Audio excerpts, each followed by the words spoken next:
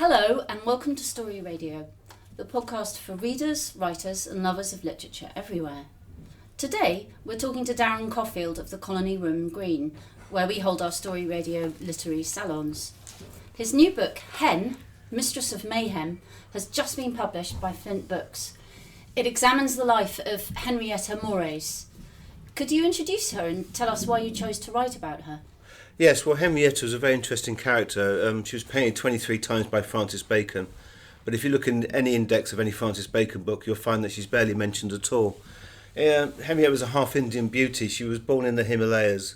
Father was in the Indian Air Force, and when he found out that his wife was pregnant with Henrietta, he tried to strangle her to death, and he was never seen again. Henrietta made her way to London, where she ended up becoming a muse to Lucian, Freud, Francis Bacon, Maggi, Hambling and Marianne Faithfull. In the 50s, she reached the pinnacle of 1950s Bohemian Soho, and then went on in the 1960s to become a major figure in the counterculture scene around Chelsea and the King's Road. Could you tell us a little bit about the Colony Rooms and the Colony Room Green where we are now? Well, the Colony Room Green is an art installation which I built in 2023 because I was fed up with the clubs and spaces in the West End. Basically, most of the art clubs where you could put on live events for free or do book launches are closed during COVID, and they weren't coming back, and it seemed to me that there was now a need for a space like the Colony Room again, which of course I'd been a member of the original club for 20 years and had written an oral biography of, which sold very well and received a lot of press coverage. So we're basically sitting in an art installation which is all back to front. You now enter through the mural, rather like Alice through the looking glass, and you enter the room and it's all back to front, but it's pretty much how it was back in the 50s and 60s. And the Colony Room was one of the main places that Hen hung out. Yes, so Hen hung out there. So the Colony Room is sort of known basically because of the two major figures who dominated the room. One was Muriel Belch, who owned and ran the club. She founded it in 1948, and the other one was Francis Bacon, who was one of her first customers. And what was interesting about the club was that Muriel had a sort of cultural barometer. She didn't really read books or know much about art, but in some strange way she knew about people, and so she collected people, like some people might collect stamps or butterflies. And so not only was it a place for artists to hang out, but also authors. On any given afternoon you might find Colin McInnes, who wrote Absolute Beginners. You might find Colin Wilson, who wrote The Outsider. Daniel Farson, who was then writing for the press and was about to become a media personality, a celebrity TV interviewer. George Melly, all sorts of people. Obviously Dylan Thomas came in. There was lots of poets in the club. George Barker, Don Moraes, David Gascoigne, etc., etc. There's something extraordinary about Hen's ability to survive. She arrived in Soho with very little, but always managed to get money to sustain her life of drink and drugs. And she managed to accumulate property and money, but then lost it all several times. How did your relationship with her as a subject change during the process of writing the book? Well, I knew it wasn't going to be a guide to good parenting before I started writing the book. It's going to be pretty obvious because my previous book was on Bohemian women, called Queens of Bohemia and Other Misfits, and although they're all quite amazing women and interesting artists in their own way, and they helped to shape the cultural landscape of post-war London, one thing they all had in common was that they were quite sort of absent parents in many ways, and the idea of being a good parent almost goes against the Bohemian ethos of what they do. I mean, you're talking about people who are very hedonistic, who like to party quite a lot. And Henrietta, to her credit, when her first child was born, she did spend a whole year at home boiling nappies, scrubbing floors. I mean, this is going back to the days before you had disposable nappies and things. It was quite hard work if you were doing it all yourself. And after a year of sort of cooking, scraping, scrubbing, cleaning, she just thought, sod this, and went out and just got subsumed again into Soho. I didn't start the book with any preconceived ideas. What happened was one night I was in bed asleep, and I was woken by a thought that struck me like a bolt of thunder and woke me up. And it was the fact that I had 50,000 words left over from Queens of Bohemia, all on Henrietta Moraes, and it was all from the point of view of the women who knew her. So the reason why Henrietta, I think, has got a really bad press in art history and exhibitions, etc., and the folklore of Soho is that it's mostly written by men at a time when women had very little power. There was very few role models of strong, strident women who really wouldn't take the patriarchal society anymore. and she was a groundbreaking character in that way, and I think that's why she got on so well with Muriel. They broke the sort of stereotype of what it was like to be a woman in a world that wanted you to shut up and be quiet and be passive, really. Many of the people that you describe in the book, some of them are quite unpleasant to each other. Some of them have had some really sad and awful experiences as well. I mean, Henrietta herself had a awful, abusive and lonely childhood. Did you use any techniques to counterbalance the negative elements of the story? Did you find there's some hope and joy in there as well? Yes, there's a lot of sadness in the book, but there's also quite a lot of sense of humour. I mean, this is post-war London where people didn't have much money. Everything was very grey, very drab. It was freezing cold. There wasn't much colour around. It was a very different world from what we live in now. So people sort of made their own entertainment and entertained one another. And that was part of the reason how you got accepted into the colony room, because you told very funny jokes or had very lewd anecdotes. There's a great deal of humour in the book, but there is a sense of the fact that these women are trapped in the society of their time. And even though they're going through the 60s, most of them come out in the 1970s as casualties in one way or another, or in the 80s. Yeah. Whether it's Henrietta battling alcoholism alongside Molly Parkin, or various people who strangely end up in Hay-on-Wye before it becomes the literary centre of England. They all end up there. They're sort of casualties of the 60s, like April Ashley, Henrietta herself. Marianne Faithfull ends up there after her very dark period of her life when she was battling with drug addiction, was homeless. Living on a wall in Soho. Yeah, and so you wouldn't expect all these people to end up in Hay-on-Wye with a load of defrocked priests who'd all dropped a lot of acid and slept with a lot of women they shouldn't have done in the 60s. So it's an interesting story how they, with no agenda and no predetermined idea, fall into one significant cultural situation after another. It's very interesting how they move around the country. And there is a lot of humour into it, but obviously there's a lot of darkness, so that we don't try and tone that down in the book at all, because I think it's quite important to realise truly how horrific some of the things were. Yes. I mean, I was shocked that her grandmother used to lock her in the room on her own for hours and beat her when she came out. It was just upsetting to read, and made you appreciate her sort of toughness and humour and creativity. Yeah, she knew that her grandmother wanted to see her cry, and she refused to cry in front of her, even though she'd lock her for hours on end under the stairs in a dark cupboard and then beat her with a leather strap. I think that this also, the interesting other thing about the book, which I didn't foresee happening, was the what you now call the diverse mix of people in it. So Henrietta's half Indian. She ends up marrying Don Moraes, who's the sort of golden boy of Indian literature. He ended up becoming the poet laureate of India, didn't he?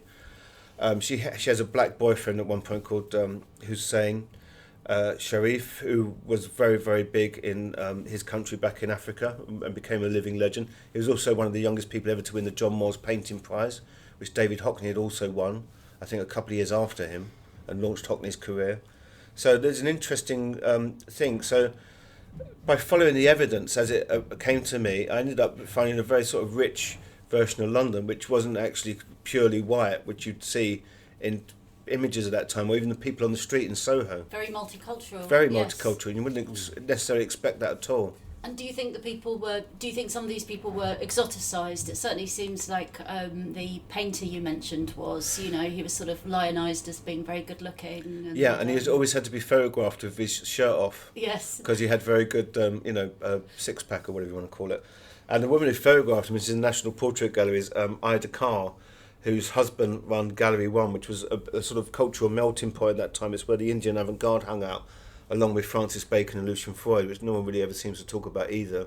And Henrietta would be there with George Melly and people. And they're all collecting what you'd now call, ethnographic art. It was a big thing then because of surrealism. So everyone was very interested in this sort of cultural mix. And Ida was sort of a bit like Henrietta, Ida Carr. She was going out there and finding young boys that she found attractive and sleeping with them, even though she was married to I think it was Musgrave, who run the gallery. But Musgrave himself had a predilection for the local prostitutes and was given an advance by a publishing house to write a book on them, because he was such an expert on the fetishism Oh of the my local God. prostitutes available in the area of Soho. There's a few times when it feels like Hen is going to commit to a new life away from sort of drink and drugs, and she has 6 months after her honeymoon with Moraes at the Eichmann trial, which of course Hannah Arendt wrote about, but she never seemed to write anything about that. But then her report on Scientology and the process for Oz magazine does suggest a real commitment to journalistic writing, and then she embarks on this quest for the Arthurian legends, and then becomes very keen on gardening. And it kind of felt like she was just searching for the right path, but I don't know, I couldn't work out whether she found the path but was just dragged back by drink, or whether actually she was just didn't find what she was really looking for. Well, the strange thing is, she did hang around Soho, but she also managed to hold down a few jobs over the years, working in PR and things. And she was very good at writing, so she started writing articles for the Sunday Times colour supplement, which at the time, in the early 60s, was a revolutionary thing, because for the first time ever, every weekend you had colour photography landing on your doormat, and it was showing you colour, people, places that you'd never ever seen before in colour. We're also talking about a time when there was only black and white TV. So you had really great photographers working for the Sunday Times colour supplement, you had really great journalists, and she started writing articles for them, which was strangely all about things like drug addiction and the heroin epidemic that was sweeping London. And she talks about how everyone would meet at the toilets at Piccadilly Underground Station to get their scripts from Boots the chemist at the stroke of midnight. And by that time, she wasn't really into taking drugs. At that stage of her life, she wasn't taking drugs. She also wrote a very long, interesting article for Queen magazine about when she went down with typhoid and she was pregnant, and how the NHS were treating women in this hospital. And there was a Turkish lady every night who tried to escape, who couldn't speak any English, and they took her clothes away from her. And basically they'd incarcerated her. And she was writing about this and women's, not problems, but things that were affecting women at a time when no one really wanted to listen to. This isn't sort of, we're not talking about the women's lib period of the 60s, we're talking about 61, 62. This is years before women's lib. And they were being published, and they were being accompanied by photographs by really good photographers like David Montgomery, who would go on to photograph Francis Bacon, rock stars, the royal family. You know, it's quite a powerful, interesting mixture of people. And, you know, most people in those days wouldn't want that on their doorstep, photographs of people taking drugs in Piccadilly Underground. It would put them off their breakfast. We're talking about polite English society, so it was quite in your face and cutting edge what she tried to do. But I think when she messed with the Process Church, and everyone refused to print the article, the Sunday Times refused to print it, the Telegraph refused to print it, because they were worried about the comeback on it, because these people could be dangerous. The process was related to Scientology, a kind of offshoot, wasn't it? Yes, and I was also linked to the Manson killings in America, Charles Manson, the Process Church. They broke into a house and threatened her, and I think that's why she might have eventually ended up going on this strange quest to get out of London, travelling at the heady speed of 4 miles a day on a horse and cart to get to Wales. And find the Holy Grail. Yes, and which took 4 years. That's an astonishing story. But they did find it. They never did find it, No. I don't think. But they did. They found Hay on Wye. They all ended up in Hay on Wye, didn't they? It's an amazing story. She wrote an autobiography. How useful was that as source material? Could you rely on it quite heavily, or did you feel it was a bit No. trustworthy? I was very fortunate to speak to some women before they passed away, one of whom was Diana Melly, who was married to George Melly, and Diana had also written her own autobiography where she talks about her relationship with Henrietta, who was a very good friend of hers. And basically Henrietta had completely cut George and Diana Melly out of her autobiography, even though George and Diana had actually managed to raise the money to pay off all the bills in her house when she came out of prison, so she could get back with her children, because Diana knew there was no way that Henrietta would be allowed to have the children back if they didn't sort the house out and throw the junkies out of it that were living in it. And the book is, when you read the autobiography, because so many people were alive, there's surnames missing, there's names that have been changed, and there's some people who have been completely cut out. So even though it's quite a good read, it's not true to the fact. And also there's quite a lot in the book which is kind of padding in a way, about going on barge holidays, around canal holidays, whatever you call them, around the UK, which is, considering how much she knew about people and what she got up to, it's actually quite light, really. So she was unusually cautious, in other words. Yes, and she needed the money, so someone Yeah. suggested to her you should write your autobiography. And that was an idea, it was a money-raising venture. She was going to write a second one, because the first one had been so nice about people. She went to write a second one, which was going to dish the dirt on them. And it was going to be the one that sort of was the bad one, so to speak, and would really sort of wipe the floor with some people. But unfortunately, she passed away before she ever finished writing it. And because we mainly talk about fiction on the podcast, so we're really interested in knowing how your research process works. I've seen you in action before, but how do you go about collecting all of these interviews, and and how do you research who to interview? Well, it's very interesting because when I first decided that I wanted to write a book on Henrietta, I thought the best place to go would be to approach the man who wrote her obituary in The Guardian, a man called Tim Hilton, who's quite a well-known art critic, and ask him for help. And so I wrote to him and said, Dear Mr. Tim Hilton, I'm researching a book on Henrietta Moraes, and I'd be grateful for any help and advice you could give him. To which he wrote me back this letter. Dear Darren Coffield, I apologise immediately for the negative nature of my reply. I wish well to all young artists and writers and hope to give them good advice. In the case of the book you are thinking of, however, it must be obvious to you, and any profession you consult, that there are inseparable difficulties before you. First of all, the people that interest you are dead and cannot be interviewed. So also with the various friends who once had reminiscences. Secondly, what is there to commemorate about such women? They produce nothing, or next to nothing, that would give them a place in the history of 20th century culture. Your projected book will find much opposition from the feminists. In fact, though they might not be able to read what you say, for the chances of publication are slim. This century cares less and less about London Bohemia of the last century. I think you should try something else. If you truly want to write about old artistic life, a good plan would be to go to the archives in the Tate Library. They have been collecting information and interviews about people in the art world. Not much is generally known about the archive, and little of it has been made public. Why not go there, look through the catalogue list, and see if there's anything else that appeals to you as a subject? Yours, Tim Hilton. And so, once I read that, I thought, sod you, I'm going to write the book. Good for you. Yes. Wow. So, It's quite long as a brush off, though, isn't it? It really is. He really put his heart and soul into it did, that. yeah, and it was on the back of a Xerox piece of paper of him in latex, what do you call it, that sort of latex stuff what they go cycling in. It was sort of like as if he was on the Tour de France, where it was very bizarre. It was handwritten in sort of very crabby handwriting. But so from there I thought, well, no, he's wrong. And also, I had all these interviews with women left over from the Queens of Bohemia book, and I thought, right, this is it. I'm going to go and approach all these women and ask them who they think I should talk to, rather than me saying, oh, I'm going to talk to someone who knew Francis Bacon, someone who knew Lucian Freud. So when everyone talks about Henrietta, it's always the same anecdote is spun about her being photographed by John Deacon and how he was sending the photographs to the sailors. Whereas when you read my book, that's just one page, basically. And so what is basically constitutes one page of a very, very long, interesting life is what she's really known for. And it's another way of just putting women down, isn't it? By just always throwing out that old anecdote again and again and again. Absolutely, as though that was all there was to her when she was, a model and kind of creative inspiration and a writer, and, it's fair to say she was a bit of a networker supreme as well. Oh, absolutely. I mean, she was a real social climber. Yeah, I mean, that was her hobby. I mean, everyone needs a hobby. Some people go mountaineering, some people go tobogganing. Hers was social climbing, and she was very good at it. I mean, at one point she was hanging out with the Rolling Stones. She was going to concerts with them.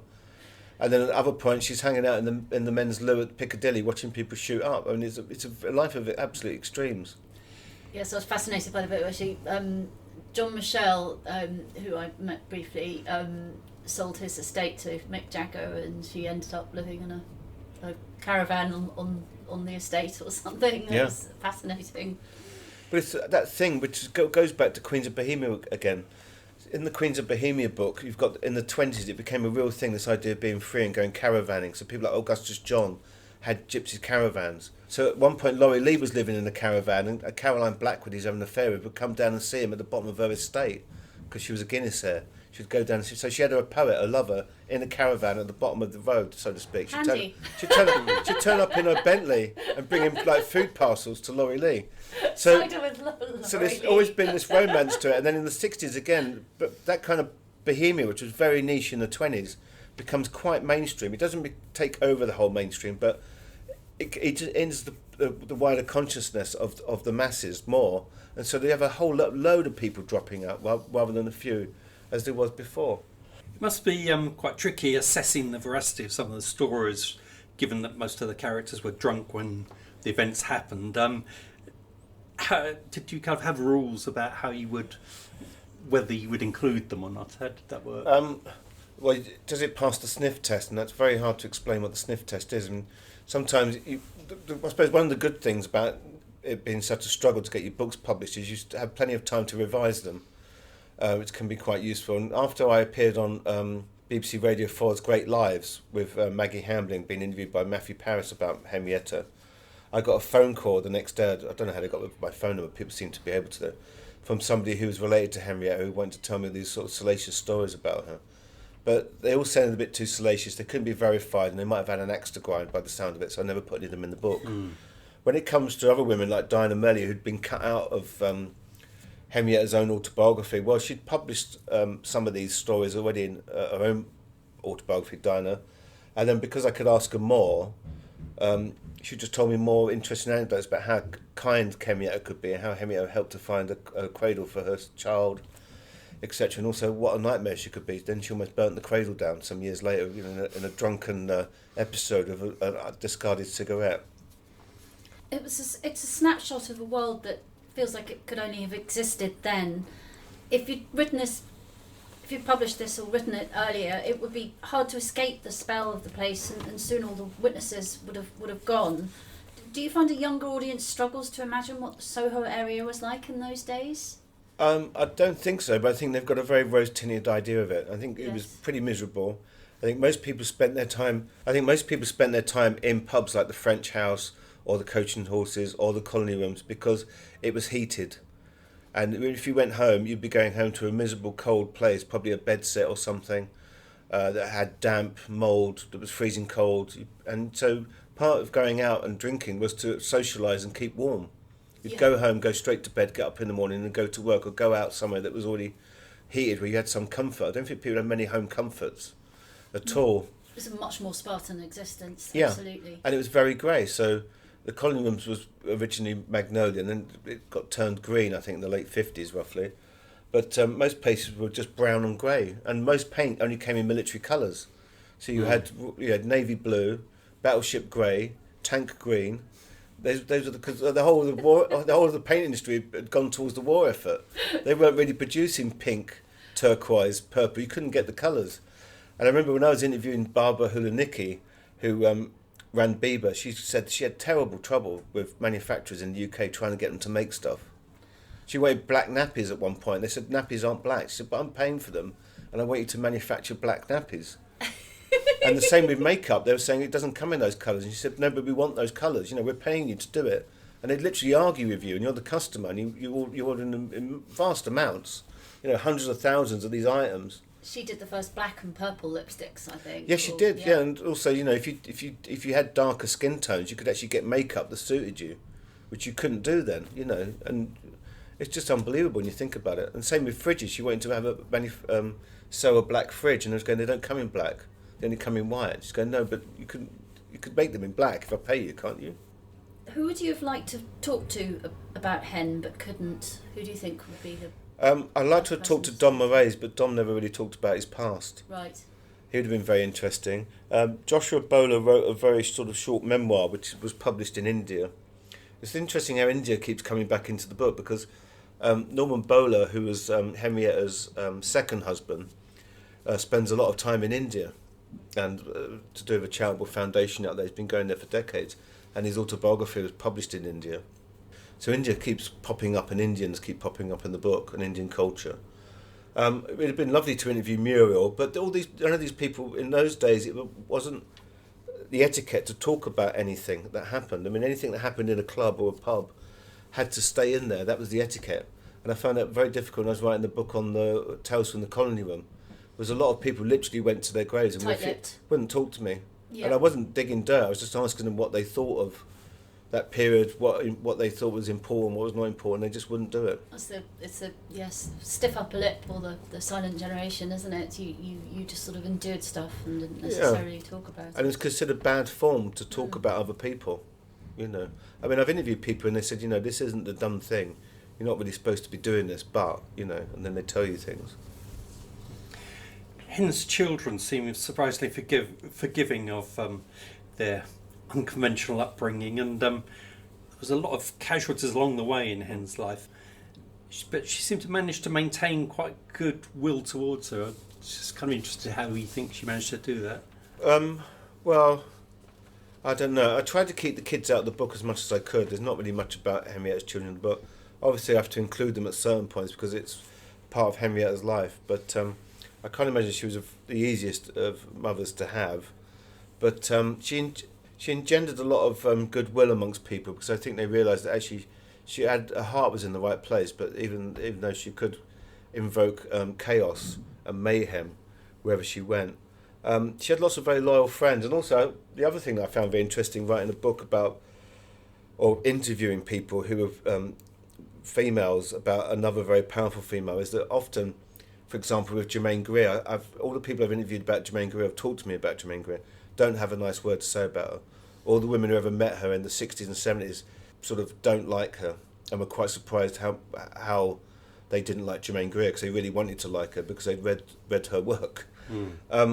Opposite of Henrietta, she was a very powerful woman, could be very dominating, could be very forthright, could be obviously a pain in the arse, but all the women who she hung out with all liked her, which I think is, you know, a good test of character, really. She wasn't bitchy, nasty in that kind of cruel way that some people can, and she didn't put other women down because she perceived them as being a threat. She wasn't. That's not the way she operated. I like the way you kind of have a conspiratorial addressing of your audience at times. I just wondered where that came from. Well, that came from the sort of thing that I realised that the book was really a journey of discovery as I was writing it.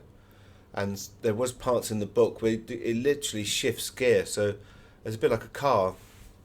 Some books, it start in first gear and then they build up and then they get into fifth gear and then you get right to the end. Whereas this book is like a roller coaster, it goes up and down. And I realised as the tone of the book or the speed of it was shifting, it seemed to make sense to involve the reader in it as if he was talking to them. And therefore it sort of creates a sort of space, a break, where you're shifting gears in the book. I mean, obviously the book isn't written in a kind of typical art biography way, in the sense that most art biographies start with the birth and end with the death, whereas this book starts with her death and then goes all the way through back to the beginning and then ends with her death again. So it's very filmic in a way, and I thought if the book was very filmic, you get a better idea of what she was like, because she really was in her own film in a way. I mean, she wasn't a real person in the sense that that wasn't her real name. And she never changed her name after she left, or Dom left her. She could have changed it into anything, but she stayed with the name Henrietta Moraes. But she wasn't born Henrietta Moraes. She was born Wendy Audrey Abbott. Citizen Hen. Yes. So, and there's her first husband who decided to call her Henrietta. That wasn't her name at all. Just renamed her, Yeah. just like that. And the third husband, she got the name surname Moraes from, and she never changed it. I mean, he left her in '63, I think, and she died in 1999. She kept the same surname for many decades. She was her own invention in many ways. So the idea of the book being written in a filmic kind of way, with a filmic kind of narrative starting with the death and then it flashing back, seemed to fit her quite well in a way that it wouldn't fit some of the other people who drank in the colony rooms. Say Colin Wilson, or I don't know, let's say Sandy Fawkes, who's another famous writer. What a wonderful film it would make. It would be quite funny, yes. Yes. But Maggi Hambling was being interviewed with me for the Sunday Times, the journalist asked her who should play, asked Maggie who should play her in the film, and I said get Meryl Streep to do it with, a very, very big wiry wig. It would be quite funny. Well, her autobiography was optioned, wasn't it? Or people were interested in doing it. It was, yes. I mean, I interviewed Alexandra Pringle, who I think she was sort of the head of Bloomsbury Publishing at one point, wasn't she, Alexandra Pringle? And she was also Henrietta's agent. She said that one day she got a phone call from Marie Helvin, the model, and Jerry Hall, another very famous model of the period, saying, we're coming round, we want to buy the film rights now. And on the spot, they wanted to buy the film rights to Henrietta's autobiography. And Alexandra Pringle said that Henrietta was on the phone and she was so excited at the prospect of this film coming out that it kind of deranged her in a way. And she took all the proceeds from the film options and sort of went on the last drinking bender, really. It was the drinking bender of all benders. £5,000, wasn't it? Quite a lot of money in those days. Yes, it was, yeah. Could you read a section for us? The working title for this biography was Studies for a Portrait of Henrietta Moraes after Francis Bacon, using the word studies in the same manner as the artist Francis Bacon, who called his paintings 3 studies of a portrait of Henrietta Moraes. You may be wondering, why studies for a portrait? Well, a portrait is an artistic representation of a person. It can be created in any media, from traditional oil painting to photography, sculpture, and even mixed media. Furthermore, the notion of a series of studies is they are open-ended and never quite finished. As we know, some of the best portraits have an eerie, abstract quality, where eye sockets become gaping voids and open mouths echo emotional chasms. The portrait is also a literary genre and can act as a parallel to the pictorial portrait. A written portrait gives deep insight and often oscillates between reality and fiction. When making a portrait, the artist aims to capture some of the elements of their subject's character, but the artist can also convey messages of their own.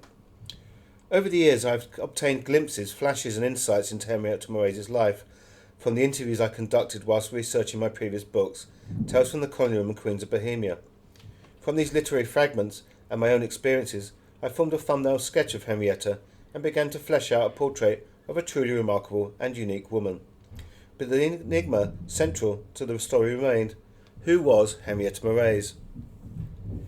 Henrietta was a half-Indian beauty, muse and model. She was part of the hedonistic set that bedded one another and included artists such as Lucian, Freud and Francis Bacon, who partied with hard-living aristocrats, East End villains, and of course the irrepressible Henrietta, whom they both painted. Born Audrey Wendy Abbott in India in 1931, Henrietta's father had served in the Indian Air Force, but when he found out that his wife was pregnant with Henrietta, he tried to strangle her before deserting the family home in the foothill of the Himalayas. Henrietta was then brought to England by her mother and sent to boarding school aged just 3, where she was so afraid she was sick all over her bed. Terrified at the sight of what she'd done, she ate it all back up, every little bit, and held it down. Then, as if in some twisted fairy tale by the brothers Grimm, her mother abandoned Hen to her wicked grandmother, who, finding her too willful a child, badly mistreated her. It was whilst attending a convent school that Henrietta developed a crush on a girl called Valerie, who slept with T.S. Eliot's poems under her pillow, and in an amazing twist of fate went on to marry the poet himself. Henrietta also gravitated towards artistic circles and fell into the nonconformist bohemian lifestyle of the period. She went to the 100 Club on Oxford Street, became a jazz groupie, and, being an eager teenager, lost her virginity to a young trumpet player with very smelly feet, before sleeping with most of his friends. Like many young women of that era, she attended secretarial college as a type of finishing school, before stripping off to become an art school model. During the 1950s, she became the prototype rock and roll wild child, a decade before the term was invented, and in the process broke all the social taboos designed to hold women back in a society controlled almost exclusively by men. Henrietta possessed a fearless naivety and an uncanny antennae for adventure as she drank and caroused in the Colony Room, the Gargoyle and the French, all the legendary names and exotic watering holes where she became a regular face. In 1951 she met, and eventually married, the filmmaker Michael Law, a ubiquitous Soho figure in clubland who introduced her to the artist Francis Bacon, who did not want to sleep with her. Instead, he painted her more than 23 times over the next 2 decades, and drank with her every night in Soho. Yet even though Francis owed much of his inspiration to her, he never gave her any of the pictures he painted, despite promising he would. In later life, when she was living in a cramped room on Skid Row, and Francis' portraits of her began to fetch millions at auction, Henrietta realised the profit being made off her back, and continued to complain about it until the end of her days. Thank you so much for reading, and can you just quickly tell us where's the book available and who's the publisher again? Yes, the book is available in all bookstores. You can also buy it online, signed editions from my website talesfromthecolonyroom.com, and it's published by the History Press for £25. Thank you so much. Thank you. Thank you. Okay, is that okay? Brilliant. Yeah, great. Good.